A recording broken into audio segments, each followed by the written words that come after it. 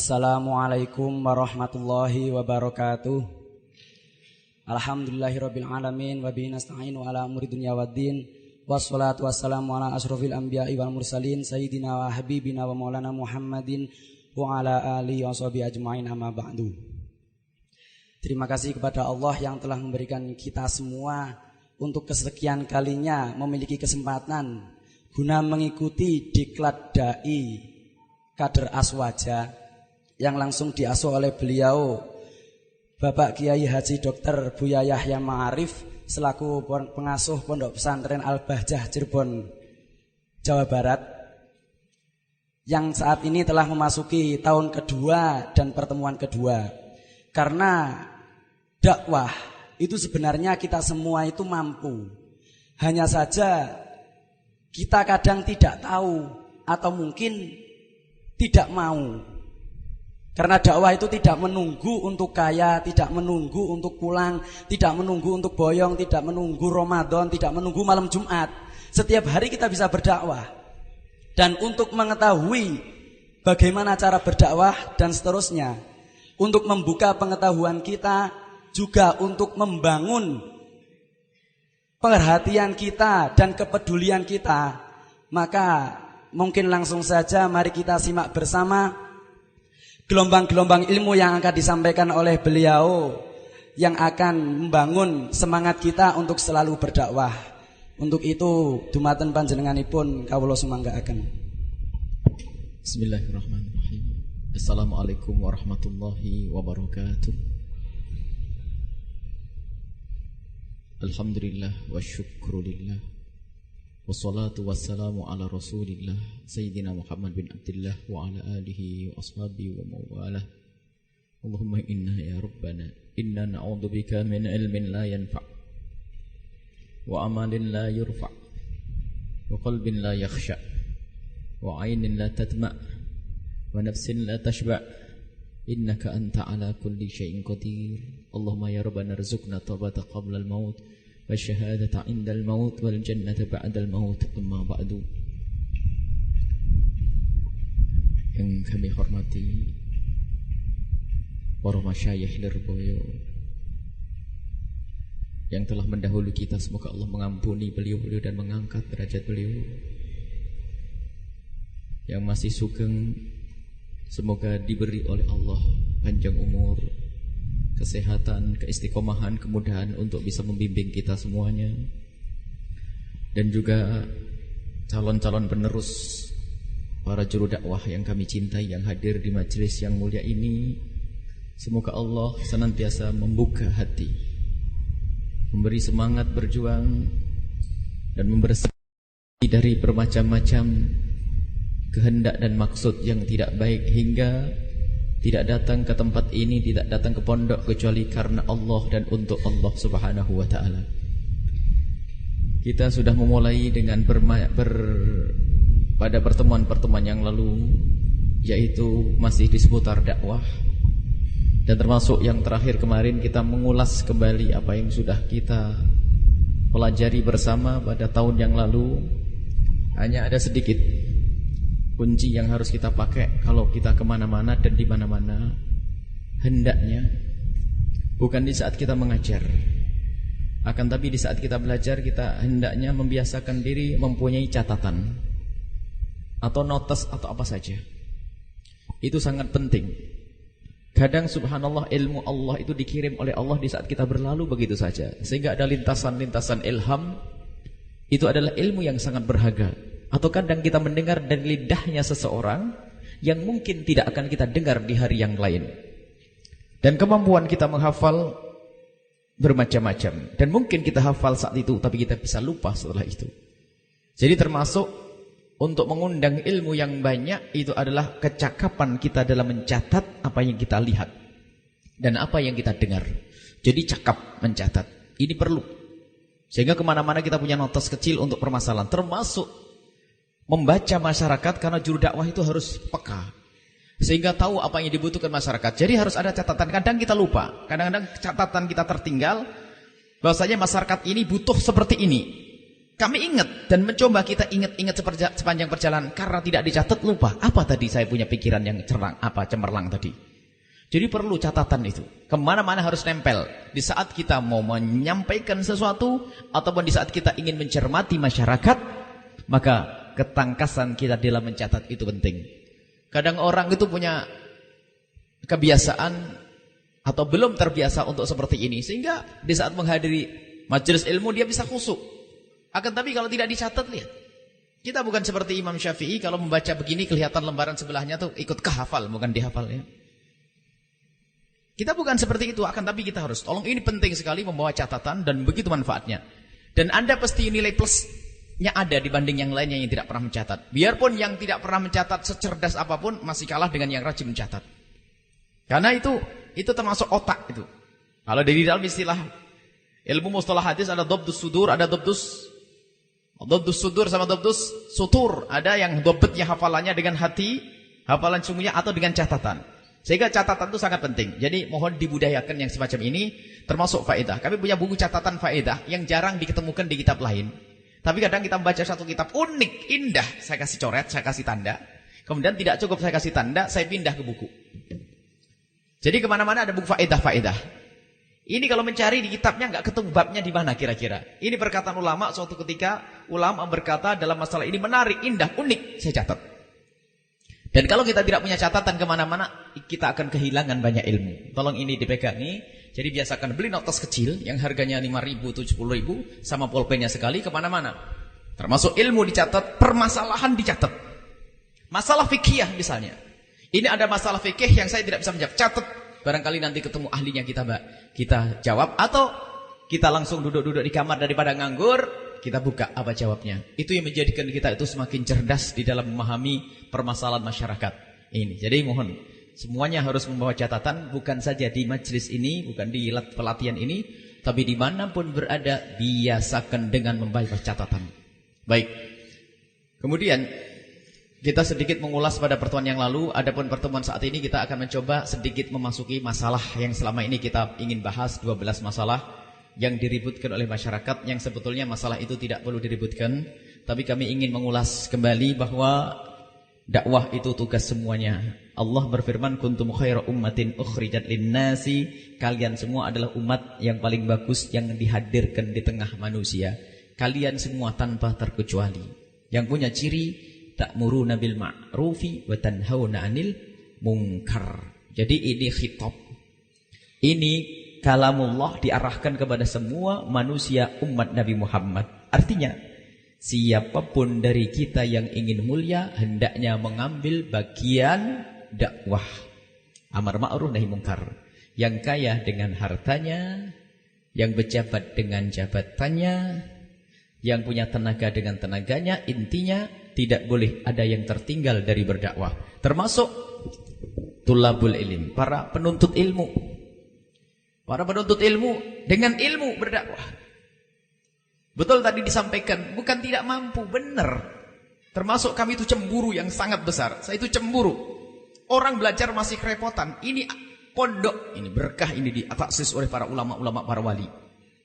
Pondok besar seperti Lirboyo itu keluar orang-orang yang Masya Allah. Lulusan Lirboyo membaca kitab bisa, ilmu punya. Dan tidak berlebihan jika dikatakan belum ada pondok-pondok seperti ini. Pondok-pondok besar Lirboyo, Sidoki di Langitan. Ini pondok-pondok besar yang sudah terbukti mencetak para ulama. Cuman yang kami sayangkan adalah ada di antara yang tidak jadi ulama itu tidak mau ngerti bahwasanya dia itu bernilai dengan ilmunya. Padahal mereka tuh punya potensi. Ayo bangun, itu loh yang bikin cemburu itu. Ini yang sudah jelas siap, sudah jelas ini mondok lama, sudah ada bekal. Ini kita cemburu, ayo bangun. Jangan sampai pulang ke rumah bingung, lalu balik bersama jualan sayur. Jualan sayur bukan sesuatu yang hina. Ke sawah bukan sesuatu yang hina, akan tapi lihat, Anda punya tugas yang lebih besar daripada itu semuanya. Mencari kasab yang halal itu penting, akan tapi ketahuilah Anda punya tugas yang lebih hebat lagi. Dan akan diberi oleh Allah nanti apa yang kita inginkan. Jadi Anda itu punya potensi. Alumni-alumni kelas-kelas sudah kelas aliyah, ini artinya sudah punya bekal, berbekal. Maka kehadiran kami ke tempat ini semoga ini termasuk bab kecemburuan, kecemburuan yang membuahkan semangat kita untuk terus berjuang dan berjuang. Kalau tidak cemburu tidak ada cinta. Tidak ada cinta. Jadi makna kecintaan kepada saudaranya, cemburu ini karena kecintaan kepada saudaranya, jangan sampai. Dan kita menemukan kenyataan, bukan saja alumni dari sini, alumni tempat lain yang sudah bisa, ternyata sampai di rumah itu apa yang dikerjakan Ustaz? Saya jual pernik-pernik. Ustaz, jual pernik-pernik? Iya, miliknya siapa? Miliknya orang lagi. Jadi kerja di tempatnya orang. Ustaz, makom antum bukan di sini. Kami tidak merendahkan makom antum, karena antum tidak ngajar, ini yang bikin kecewa. Sementara orang butuh, orang yang suka membid'ahkan itu, hafal 3 hadis berani ke sana kemari. Lah ini alumni Lirboyo, hafal hadis, Bulughul Maram, hatam, Arba'in Nawawi, hafal, Alfiyah ngapal dari belakang, ceramah enggak mau, ngaji enggak mau, dakwah enggak mau. Ini bagaimana ini? Harus ini. Semangat, ayo. Fahami dirimu itu ada nilainya. Faham, engkau bisa, engkau mampu, betul. Cuman ada enggak mau, enggak mau. Dan juga tidak maunya mungkin karena belum ketemu jalan. Gimana caranya? Inilah yang harus kita hadirkan pada kesempatan ini, di majelis ini. Kemudian kemarin kita sampaikan dakwah itu ke semuanya. Dan dakwah itu hakikatnya adalah membawa umat kepada Allah. Jangan sampai salah. Artinya kita sendiri harus kenal Allah. Membawa umat kepada Allah. Kita rindu ridho Allah. Ini mengisyaratkan bahasanya ada orang berdakwah bukan karena Allah. Oh iya, ada. Nabi menyebutkan 3 manusia yang masuk neraka. Orang yang berjuang, penghafal Quran, punya ilmu agama tapi bukan karena Allah. Orang jihad di jalan Allah bukan karena Allah. Orang yang bersedekah bukan karena Allah. Ada orang bersedekah bukan karena Allah. Berdakwah bukan karena Allah. Ada. Makanya harus paham bahasanya dakwah itu menuju Allah. Kita cari ridho Allah, kita kenal ridho Allah, kemudian membawa umat kepada ridho Allah. Nah kalau kita sendiri belum kenal ridho Allah, belum rindu kepada ridho Allah, kemuliaan di surga nanti, maka kita bisa salah sehingga kita membawa umat kepada diri kita sendiri, sehingga munculnya orang senang pangkat, senang dikerumuni santri, senang dikerumuni jamaah, diwahkan orang bahwasanya ini pondok tergede, jamaah tergede, majelis tergede. Dia menikmati dikerumunin orang, bukan membawa umat kepada Allah, tapi membawa umat kepada dirinya sendiri. Ini juga musibah. Sehingga nanti eker-ekeran dengan temannya. Satu pondok eker-ekeran. Ngiri. Kadang kakak beradik rebutan kos-kosan santri. Karena urusan makan. Wah, macam-macam. Kenapa tidak kenal Allah? Dan dakwah itu beban. Beban, artinya apa? Beban kewajiban di pundak kita.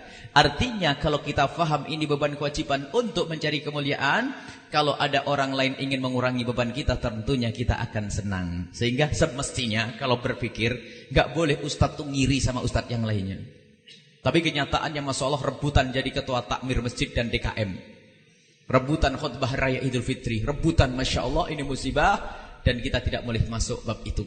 Sudah kita sebutkan kendala dakwah kemarin yang kita sampaikan pada pertemuan yang lalu. Ada 2 kendala dakwah. Kendala dakwah ada 2, masih ingat. Yang pertama adalah tawadhu yang tidak pada tempatnya.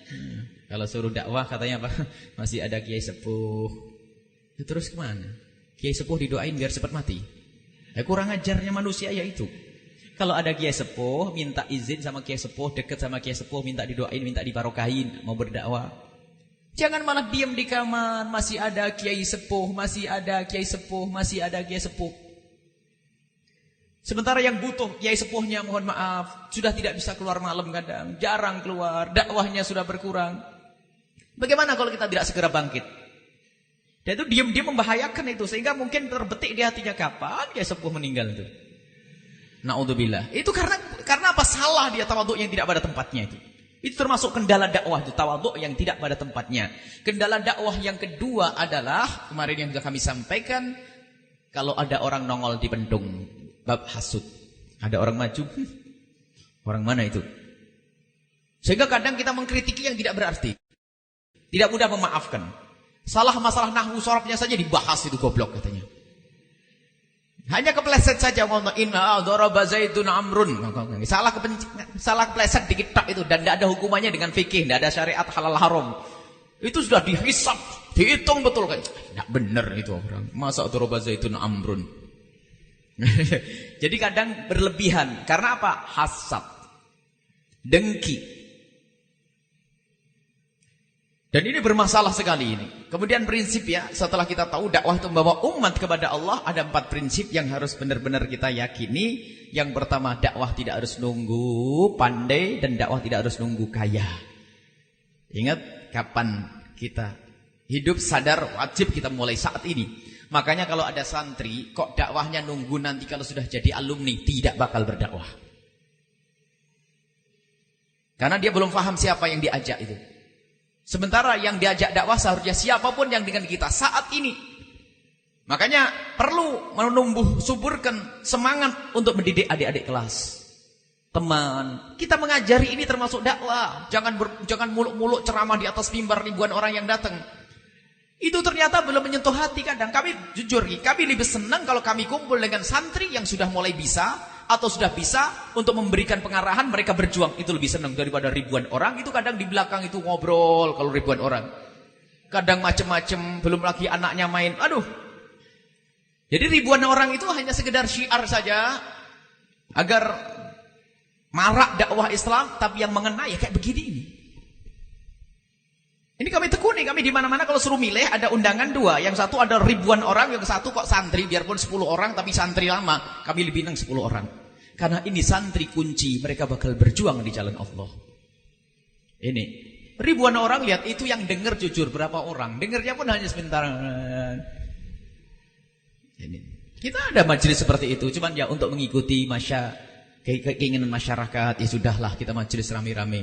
Tapi seperti ini, kami juga ini kita mulai di beberapa tempat lain seperti di Langitan, kemudian di Mambaus Sholihin. Kita coba senang kita ngelihat santri-santri yang Masya Allah sudah bersemangat. Ini jangan sampai kita ini pulang itu yaitu nggak bisa ngapa-ngapain. Lah itu bisa dilihat dari saat ini. Kalau Anda saat ini sudah mulai semangat, kalau bahasanya khidmah di umat Muhammad.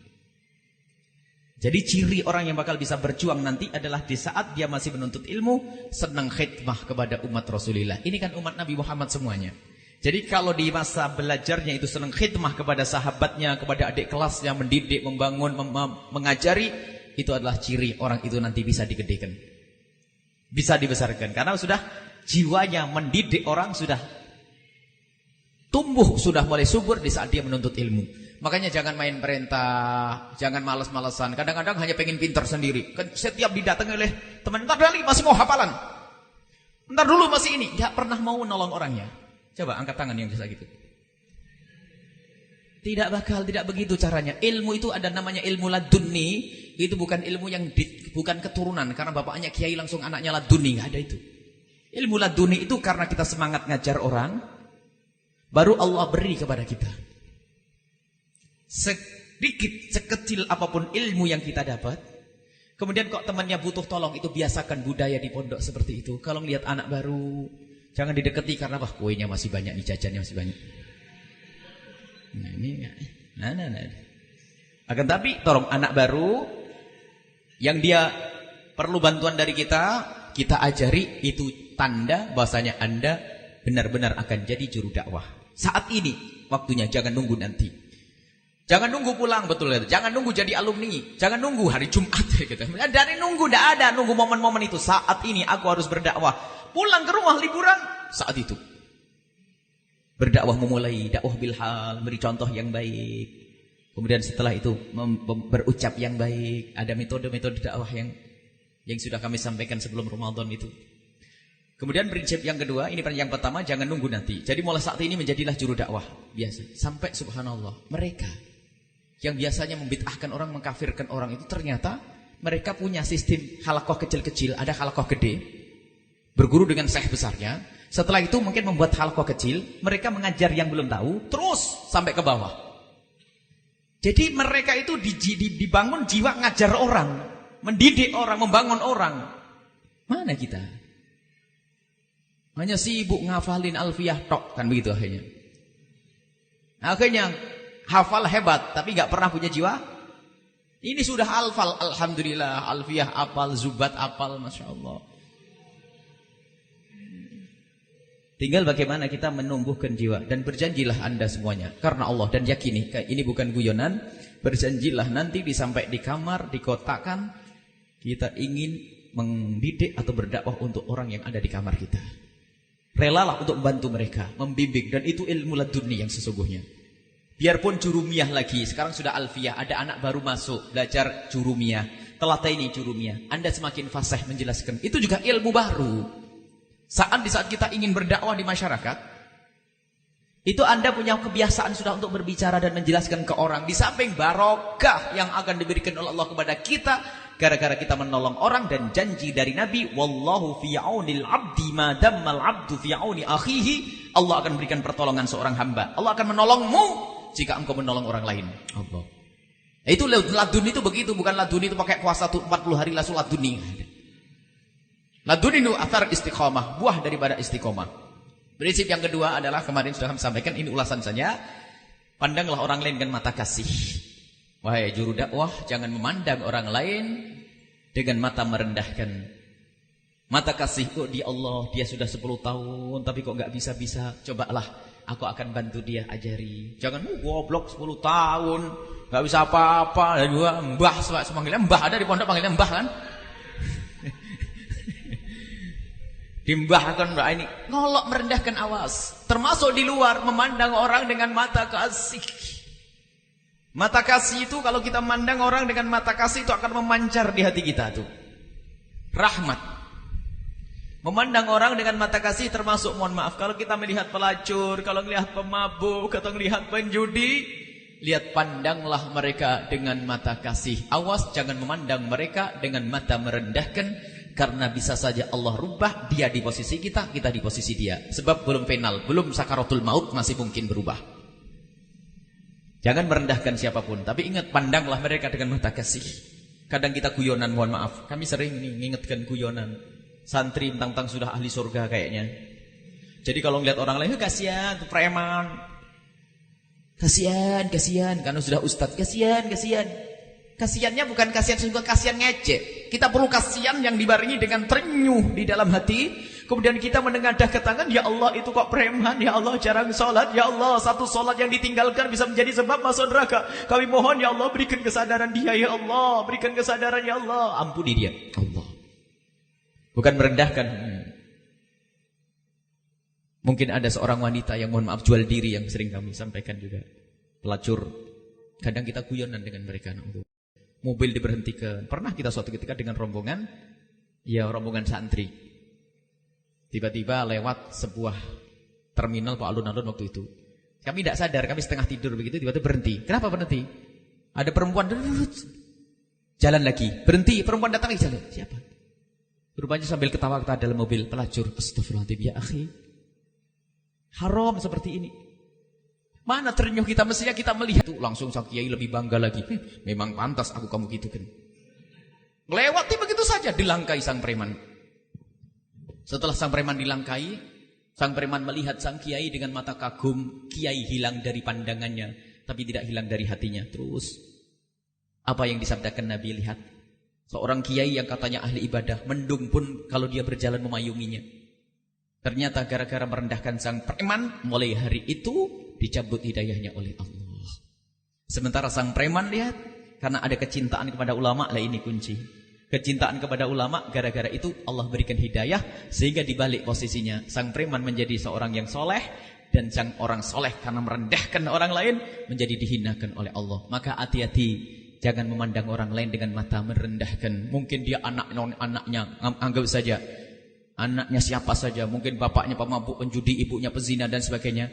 Tapi kalau sudah datang ke tempat mulia, dia akan mulia, insya Allah.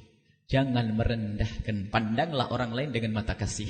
Kemudian yang tiga adalah, pandanglah orang lain untuk lahan cari pahala. Ingat kemarin, Pak, ini sudah syarahnya panjang, kemarin sudah sampai 2 jam lebih. Pandanglah orang lain sebagai lahan cari pahala. Artinya membangun keyakinan di hati kita bahwa kita perlu pahala, imbalan dari Allah, bukan imbalan dari manusia ini. Lalu kita mengajak orang tersebut karena Allah. Ini kunci. Yang akan merusak adalah jika kita melihat manusia, orang lain bukan lahan cari pahala, tapi berubah mata kita memandang mereka sebagai lahan cari duit, musibah. Jika nanti gede-gedean jamaah, dihitung setiap jamaah nanti bisa beli fotokopi saya, fotokopi doa, zikir, macam-macam. Wah ini lumayan. Fotokopi harganya 100, dijual 10.000. Karena sudah saya bacakan wirid semalam tuh. Dikasih minyak wangi sedikit, ada wangi-wangiannya itu. 10.000 kali 1.000 berapa itu? 10 juta, lumayan ini. 1.000, 10.000, 10 juta. Kalau tidak beli hati-hati, tidak selamat nanti. Wah, ngancam lagi macam-macam. Itu karena apa? Umat dijadikan lahan cari uang. Termasuk aib akhirnya kalau diundang pengajian yang dilirik kapan amplop akan dikeluarkan. Mestinya kalau kita berdakwah, kalau bisa kita bantu. Dan kalau Anda bercita-cita semacam itu pasti bisa. Jangan mengatakan mustahil gak bisa, enggak. Yang menjadikan kita hidup Allah, memberi rezeki adalah Allah. Jadi pokoknya hati kita, kalau ada orang nerima amplop, nerima hadiah dari orang, bukan satu aib, bukan celah, bukan satu yang terlarang karena orang itu memberi. Yang penting jangan sampai mata kita itu ada tamak melihat untuk menanti itu semuanya. Sampai kadang kita bicara dengan para ustadz jujur, kadang-kadang gak sabar ustadz ya, sehingga pengen segera ngelihat amplopnya masuk, pura-pura masuk kamar mandi, dilihat berapa.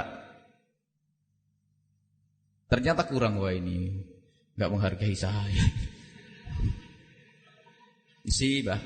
Jadi kita datang ke rumahnya orang, ngaji hanya pengen cari uang. Itu musibah besar karena memandang orang lain bukan lahan cari pahala, tapi lahan cari duit. Sampai nanti kalau punya pondok pun bahaya itu. Akhirnya anak santrinya dijadikan lahan cari duit. Akhirnya Pak Bunyainya dikit-dikit jualan kerudung. Murah gak apa-apa, dipinjam dulu boleh. Katanya dipinjam dulu. Baru diberikan, besok sudah ditagih. Santri tagih kan gak enak. Apalagi duitnya Bunyai loh, gak barokah loh ya. Besok ada kerudung baru lagi, gak enak gak beli. Katanya satu kelas wajib beli, macam-macam. Ini lahan jadi duit, macam-macam modelnya. Jangan dijadikan jamaah umat lahan cari uang, tapi ingat lahan untuk cari pahala. Kalau kita sadar bahwasanya umat ini adalah lahan cari pahala, lihat semangat kita dalam berdakwah, semangat yang tidak pernah terputus dan tidak nunggu nanti pulang. Sampai sekarang pun kita masih mondok sadar, ini anak baru yang baru mondok belum kerasan, lahan pahala buatku, akan aku ajari. Aku jadikan dia kerasan, aku hibur, aku temani, aku ajar. Karena dia ngerti itu pahala bagiku. Jadi jangan dianggap ibadah hanya sujud rukuk saja. Ternyata menolong orang lain adalah juga pahala. Ini pemahaman harus. Dan na'udzubillah. Barang siapa yang mencari uang, mencari ilmu untuk cari harta, dia tidak akan mendapatkan, tidak akan mencumbu surga. Hadis Abu Dawud kemarin, man ta'alama ilman mimma yubtagha bihi wajhullahi la yata'alamu illa liyusiba bihi 'ardan minad dunya lam yajid 'arfal jannati. Barang siapa menuntut ilmu yang seharusnya karena Allah, tapi bayangannya dengan ilmunya nanti untuk cari dunia, dia tidak akan mencium bau surga. Tidak akan mencium bau surga Allah. Ayo kita benah diri semuanya. Ya. Pandanglah orang lain sebagai lahan cari pahala. Dan kalau sudah jamaah itu jadi lahan cari duit, atau santri lahan cari duit, itu masalahnya banyak.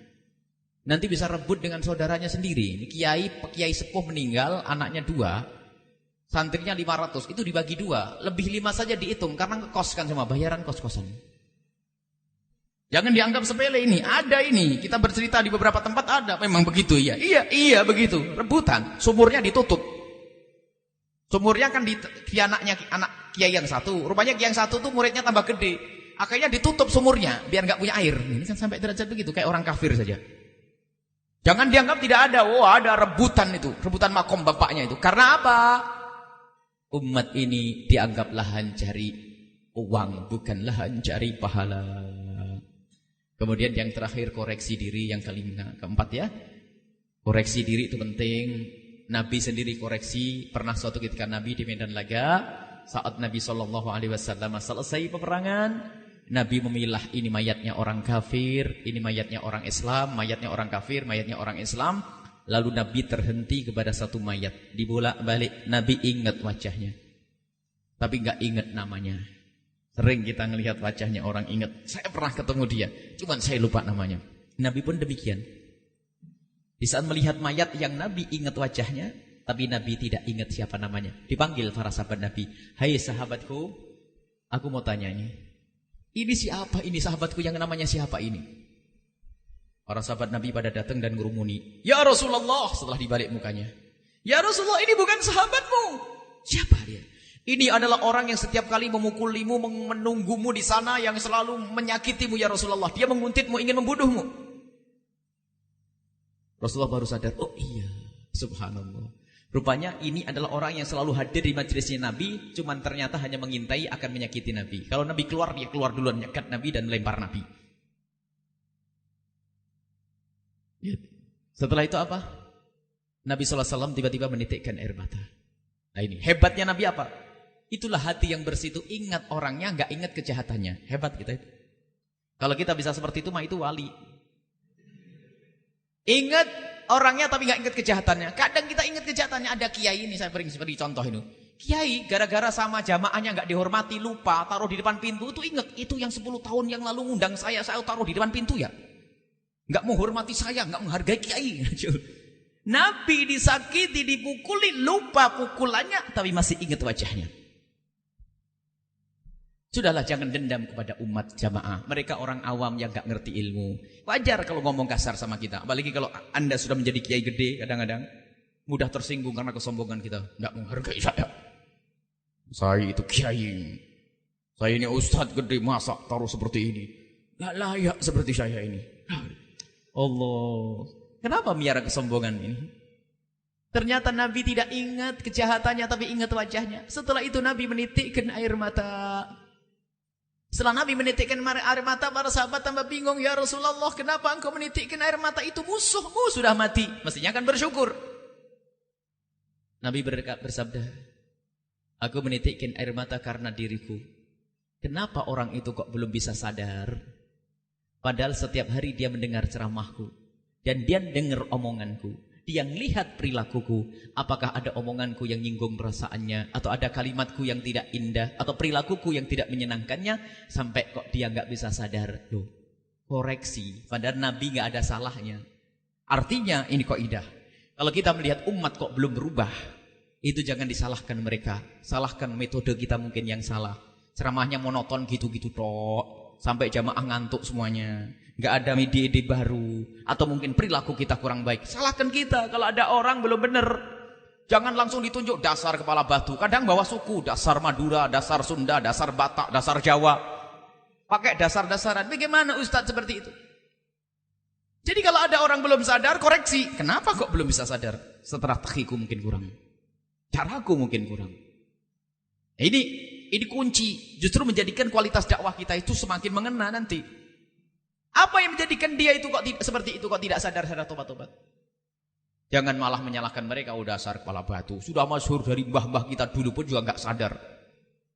Bahkan boleh berhujah, zaman Nabi saja ada orang nggak sadar kok, apalagi zaman kita loh, nyerah kita. Nggak begitu. Kita terus membuat ide-ide baru bagaimana dakwah kita, koreksi diri. Barangkali akhlak kita belum bisa baik, belum baik. Mungkin kita belum menjadi contoh untuk dia.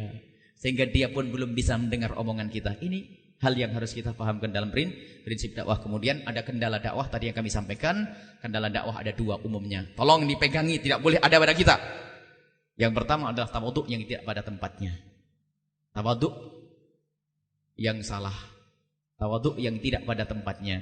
Jadi kalau Anda pulang, Anda berkiprah. Jangan nunggu kiai sepuh meninggal. Mumpung ada kiai sepuh akan membimbing kita. Jadi langsung maju, berkiprah, berdakwah, berjuang. Langsung, jangan nunggu keburu ilmu hilang nanti.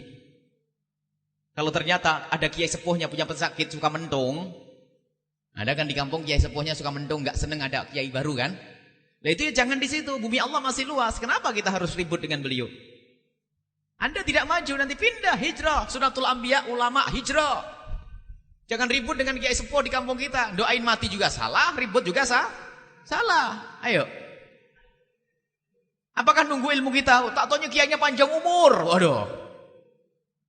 Jadi kalau ternyata masuk kampung kita, di negeri kita, kok ternyata belum bisa berkiprah karena dihalangi oleh mereka, kita berjuang di tempat lain. Penyakit yang pertama, tawadhu yang tidak pada tempatnya. Yang kedua, kalau ada orang mau nongol, dipendung. Artinya apa? Anda jangan tawadhu yang tidak pada tempatnya. Tawaduk yang pada tempatnya dengan kiai sepuh cium tangan wajar, hormat, dengar omongannya wajar. Yang kedua adalah ada orang mau maju dipendung, orang nongol dipendung lah ini. Hasud.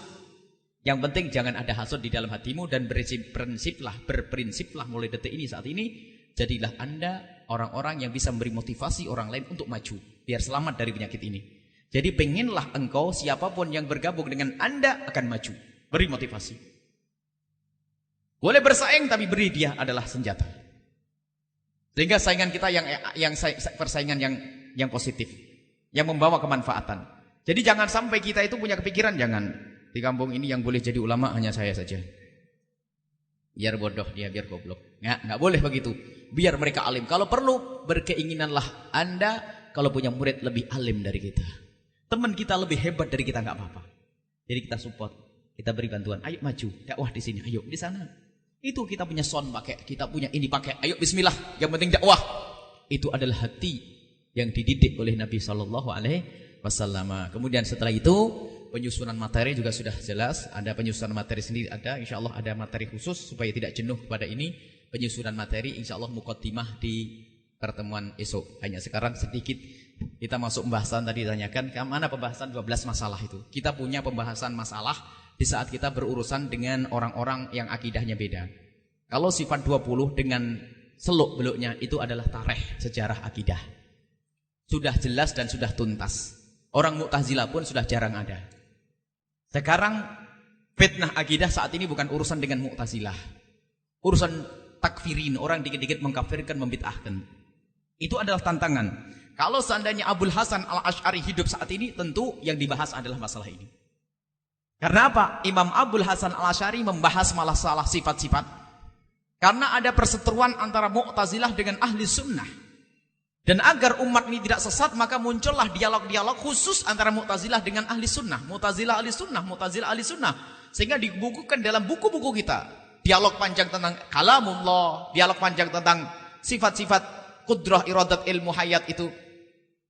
Itu adalah antara Ahli Sunnah dengan Mu'tazilah. Dibahas saat itu dan sudah tuntas. Itu tetap wajib kita belajari. Harus kita mengerti. Alhamdulillah mulai dari kita belajar Aqidatul Awam, kemudian ke Kifayatul Awam, kemudian ke Jawharatul Tauhidnya dan seterusnya. Itu akidah yang benar. Sudah, jangan khawatir. Cuman sekarang kita kadang menghadapi problem saat ini, kita kaku. Baik.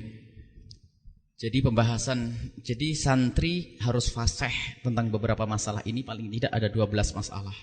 Tentang tawassul, tentang saat ini yang berdebatkan maulid, segala macam itu, ihda'ut thawab alias tahlil, itu harus fasih bahasanya. Kalau kita tidak fasih, itu senjata makan tuan. Malah merendahkan kita punya golongan dan akidah. Sehingga jangan tanggung. Harus belajar, maka belajar khusus. Dan ini ada materi khusus kurikulum dan sudah ditulis. Cuman kami mencoba membiasakan bagaimana agar tidak biasa dengan istilah tulis dulu. Ini nanti insya Allah akan dibagikan setelah ini di copy atau bagaimana nanti. Di saat belajar coba terlepas dari namanya buku, mencoba mencatat sendiri. Banyak orang ditanya tawassul itu bingung, tawassul itu apa?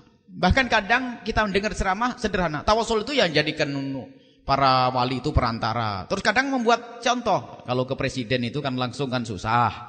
Tapi kalau nanti lewat menterinya, orang dekatnya kan gampang. Ya tawassul itu begitu. Nah ini kan salah. Kita tidak begitu. Tawassul tidak seperti itu. Jadi mendefinisikan tawassul itu sendiri harus jelas. Kita nggak seperti itu. Cuman kita sering dengar gampangin dipikir. Memang bagi orang kita yang sudah tawassul nggak ada masalah. Tapi bagi orang yang anti tawassul, lihat. Kenapa seperti itu? Iya kalau ke presiden kita susah. Kan Allah bukan presiden. Kita langsung bisa ngadep kepada Allah. Ngapain harus pakai perantara? Kan begitu. Ini harus ada jelas. Kita sering begitu. Urusan tahlil pun kadang omongan kita juga omongan provokasi. Tidak omongan ilmu. Jadi kita harus ilmiah. Yang bagi orang yang bersama kita pun juga segera paham. Orang yang tidak setuju pun dia ngerti. Sekarang coba tanyakan. Tawassul itu apa sih? Apa? Ini gitu. Nah, kadang orang ya tawassul itu pokoknya kita berkati Nabi, berkat Nabi. Pokoknya begitu. Enggak pakai pokoknya, harus jelas. Jadi ini contoh saja ringan. Tawassul itu ada 2. Yang pertama, tawassul bid-du'a. Yang kedua, ad-du'a bit-tawassul. Nah, ini membedakan 2 ini tolong. Ini paling penting. Kalau tidak bisa membedakan salah. Tawassul bid-du'a dan du'a bit-tawassul. Dan mungkin tidak pernah coba dilihat dalam buku pembahasan, tidak. Karena apa? Disederhanakan oleh para ulama. Tapi kita harus detail, itu harus bisa membedakan. Dari mana pembedaan ini kita buat? Dari tuduhan mereka. Tuduhan mereka mengatakan kalau minta doa itu kepada orang mati nggak boleh, kan gitu. Minta doa ke orang mati. Lah dia telah salah, sebab tawasul yang selama ini dilakukan umat ini bukan tawasul yang itu. Yang dikatakan oleh mereka Wahabi itu adalah tawasul biddu'a. Tawasul biddu'a itu begini. Kita datang kepada orang alim, tolong doakan saya. Tawasul biddu'a. Tawasul biddu'a adalah datang kepada orang soleh untuk mendoakan kita. Itu tawasul biddu'a. Makanya muncul mereka yang kalau tawasul itu harus pada orang hidup. Sehingga kalau Nabi Muhammad mati nggak boleh. Kadang-kadang kritikan mereka begitu. Karena kita tidak bisa membedakan antara tawasul biddu'a dan doa bidtawasul. Kalau tawasul biddu'a, kita datang kepada siapapun, tolong doakan saya. Doa kepada Allah bisa atau tidak kita? Bisa. Tapi kalau minta doa boleh atau tidak? Boleh, disepakati. Nabi yang sudah pasti dikabul doanya, dengar Sayyidina Umar mau haji, Nabi tawasul biddu'a. Datang kepada Sayyidina Umar dan berkata, "Ya ukhayya asyrikni fi du'aik." Wahai saudaraku tercinta, doakan aku. Ini tawasul biddu'a. Jadi beda, ini harus bedakan. Kalau kita kepleset di sini salah. Dan mungkin ada barangkali yang mendengar istilah ini baru sekarang, kan begitu. Ada istilah pembedaan ini. Ini harus, karena apa? Untuk kita menjalankan dialog dengan mereka itu. Lah doa bitawassul, lah ini loh yang kita lakukan. Memohon kepada Allah. Lah itu apa? Ini ada bahasa Arabnya sebetulnya, nanti para santri boleh ngambil bahasa Arabnya. Cuman ini akan kita perluas karena ini nanti CD juga akan disebar.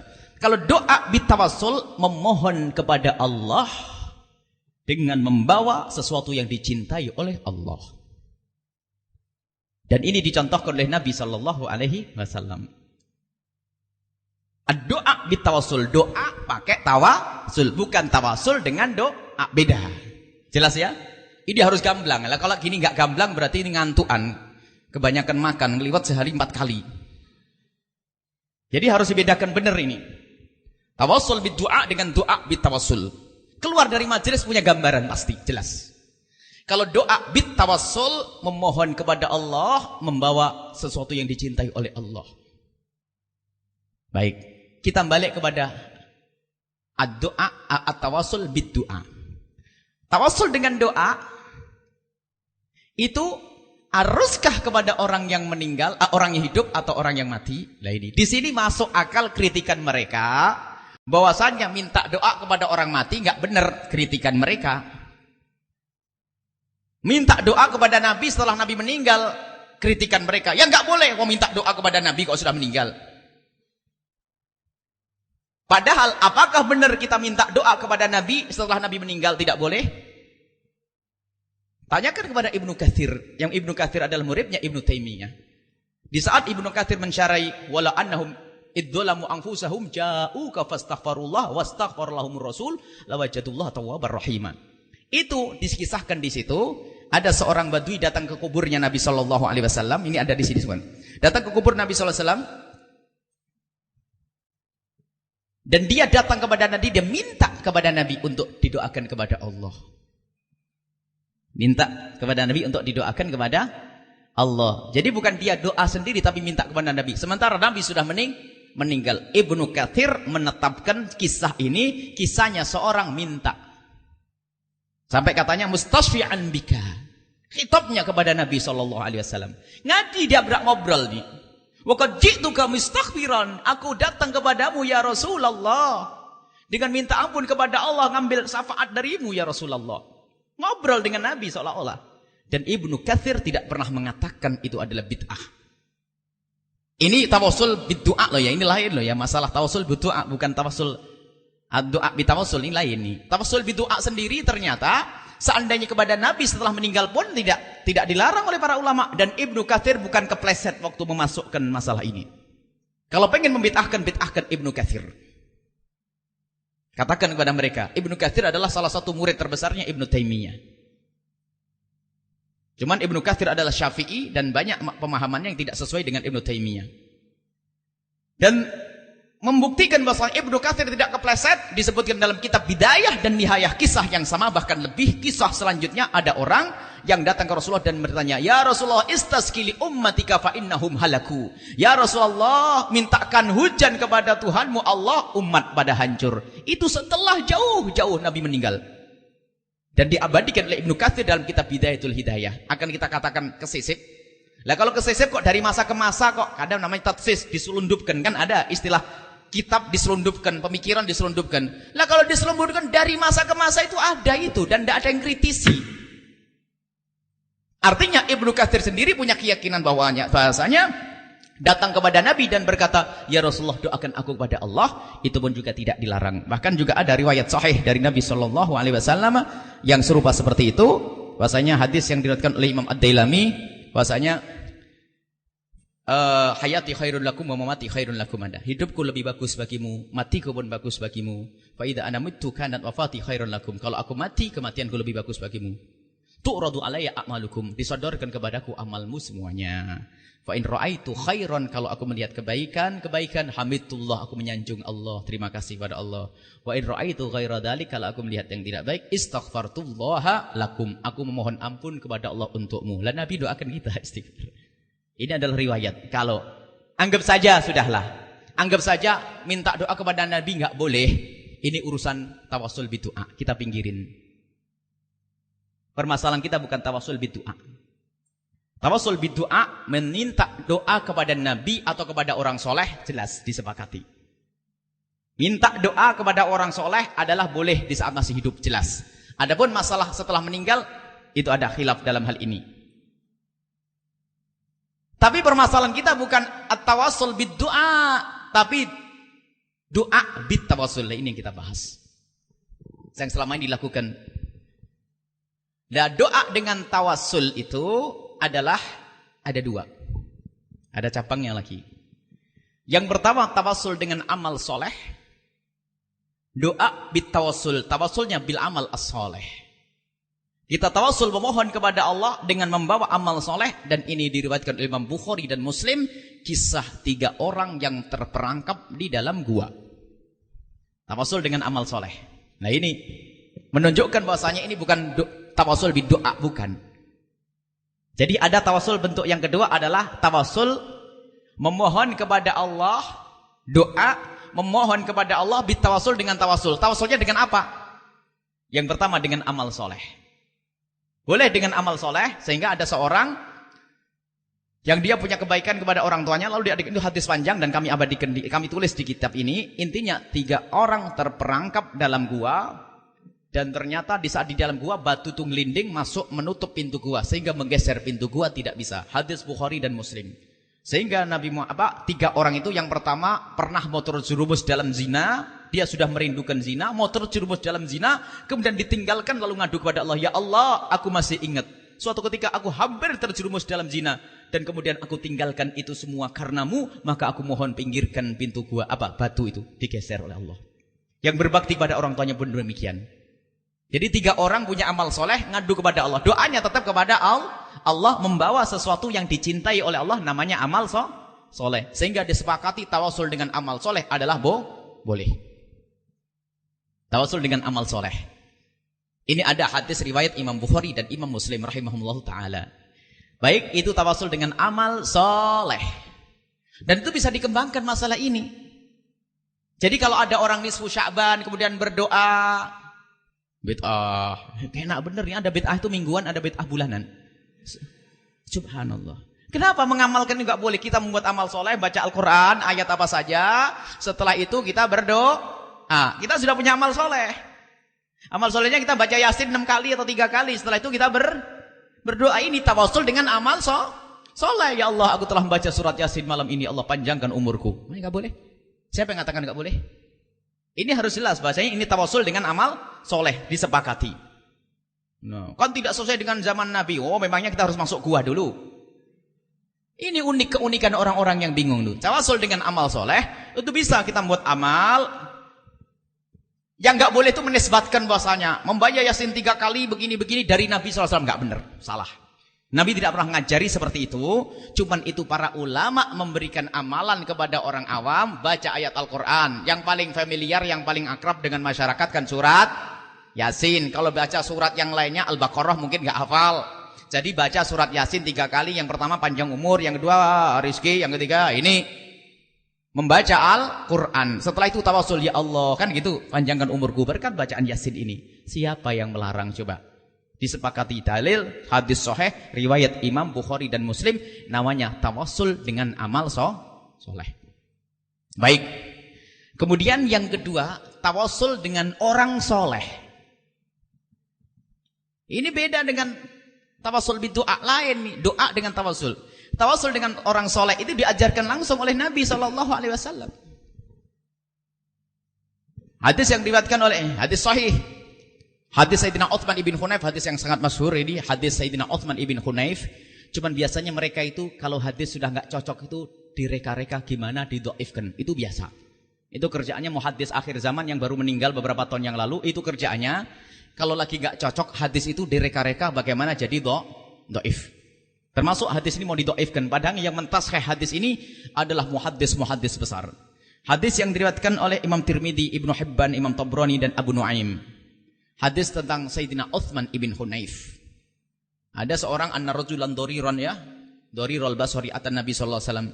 Ada seorang buta datang kepada Nabi dan bertanya, minta kepada Nabi. Pertama minta kepada Nabi tawasul dengan doa. Tawasul bid doa. Ingat yang pertama?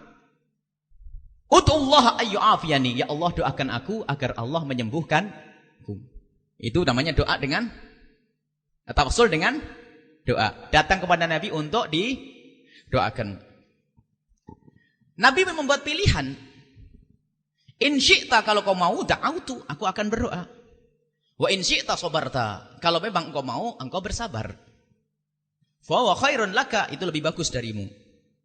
Akhirnya qala fad'uhu ya Rasulullah. Fad'uhu, mintalah, doalah kepada Allah untukku maksudnya. Minta doa, tapi ternyata Nabi mengajari yang lain.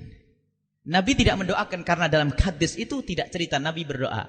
Ternyata Nabi mengalihkan untuk dia mengambil air wudu. Fa amara ayyatawaddoa, menyuruhnya berwudu. Fa yuhsina wudu'uhu, dengan wudu yang benar. Wa yad'u bihadzal du'a, lah diajari doa. Makanya doa bitawassul, dan doanya itu bunyinya Allahumma inni as'aluka. Bacalah doa ini. Allahumma inni as'aluka, ya Allah, aku memohon kepadamu, wa atawajjahu ilaika binabiyyika, dengan membawa Nabi Muhammad. Lah ini tawassul, ya? Doa bit tawassul, memohonnya tetap kepada Allah, tapi yang dibawa orang-orang yang dicintai oleh Allah termasuk Nabi Muhammad. Dan ini hujjah tawassul kita.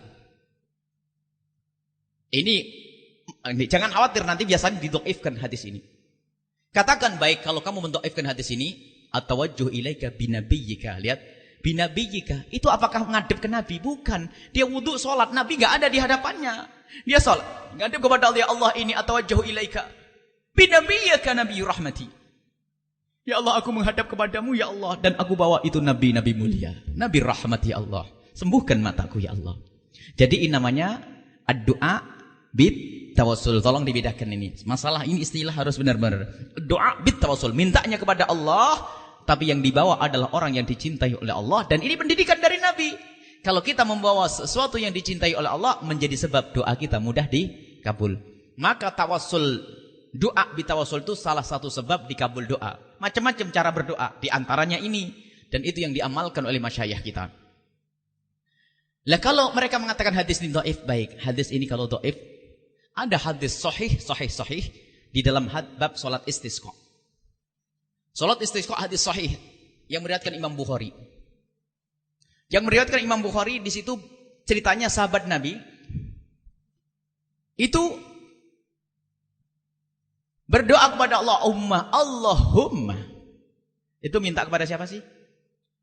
Itu mereka termasuk orang yang tahu muhaddis nggak bisa menerjemahkan makna ini. Saya membaca bukunya tuh unik. Dari mana? Allahumma ini katanya apa? Minta didoakan. Allahumma ini khitabnya kepada siapa?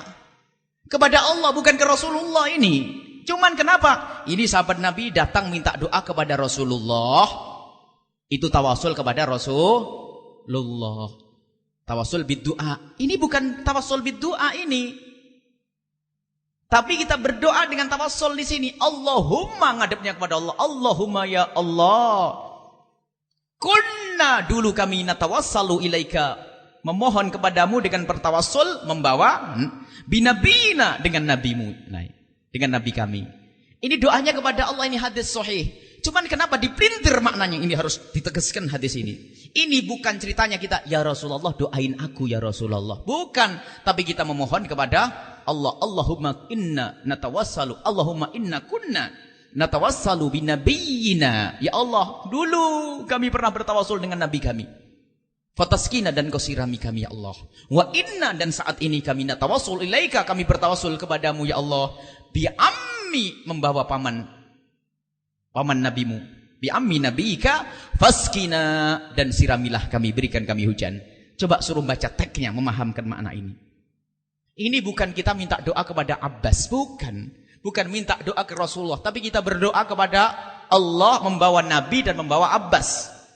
Membawa Sayyidina Abbas. Itu dipelintir karena sudah nggak setuju. Nggak ada, ini justru malah syirik kalau Allahumma ini khitabnya kepada Rasulullah, dan kalau Allahumma ini khitabnya kepada Abbas. Kalau diartikan meminta doa kepada Abbas, syirik malah kebalikannya. Yang syirik mereka, bukan kita yang syirik. Karena maknanya Allahumma ini. Jadi memohonnya kepada Allah, tapi yang dibawa siapa? Orang yang dicintai oleh Allah, Nabi Muhammad. Kemudian Abbas dibawa juga.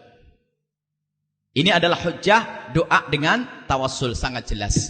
Kalau yang mengatakan ini adalah tawassul bid-du'a, dia salah faham. Makanya dari awal kami jelaskan, bedakan antara tawassul dengan doa bid-tawassul. Kita tidak ngomong tentang tawassul bid-du'a dengan hadis ini, bukan. Hadis ini adalah doa bid-tawassul. Doanya memohonnya kepada Allah, tawassul membawa orang-orang yang dicintai oleh Allah. Baik. Ini sudah jelas ya. Gamblang, jadi harus fasih begitu, jangan tawasul yang penting membuat perantara. Ya nggak bisa itu. Ini santri ngantuan itu. Ya ada, harus fasih begitu. Kemudian setelah itu apa? Ada pertanyaan. Ya tawasul doa dengan tawasul itu ya bolehnya hanya Nabi saja. Kalau selain Nabi mah nggak boleh. Itu mulai muncul itu. Sebetulnya dia tuh setelah mentok-tok. Nah, kelihatan bahlulnya begitu. Kadang-kadang kita repot ngobrol sama mereka itu, karena dari masa ke masa tawasul, doa bitawassul itu disepakati boleh. Gak pernah ada yang melarang kecuali orang abad ke-7 yang melarang itu. Dari masa ke masa itu sudah umum, orang doa bitawassul itu sudah umum, gak ada yang mengingkari satu orang pun. Lah biasanya kalau sudah mulai mentok begitu mulai turun dia.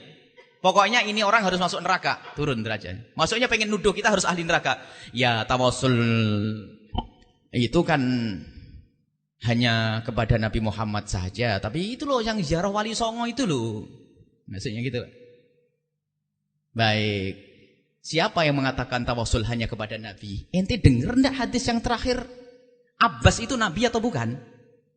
Suruh jelaskan dia. Abbas Nabi atau bukan? Bukan. Artinya kalau boleh kepada Abbas, karena Abbas kekasih Allah. Ini hujahnya ulama kita. Makanya tawasul itu tidak harus kepada Nabi. Orang-orang soleh yang kita anggap soleh itu adalah boleh kita bertawasul. Contohnya apa? Langsung di hadis, ya ammi nabika, disepakati Abbas bukanlah Nabi. Berarti tawasul dengan selain Nabi adalah boleh. Mentok lagi, jedok begitu. Lah, tapi maksudnya itu adalah tawasul Nabi Muhammad waktu hidup. Waktu mati gak boleh. Ini biasanya begitu, waktu Nabi Muhammad hidup, waktu mati tidak boleh.